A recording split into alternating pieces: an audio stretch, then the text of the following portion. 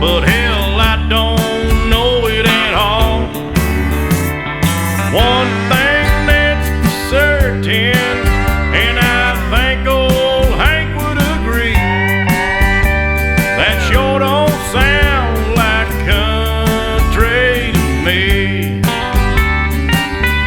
Well, if it ain't broke, don't fix it.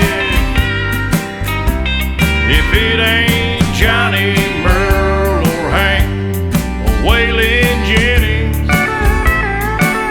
if it ain't got that honky-tonk horn like Ernest Tubb had from the start, if it ain't broke, don't fix it.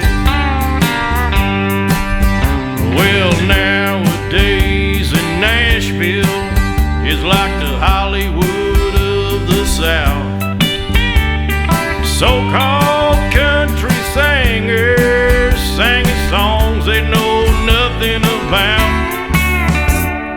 swimming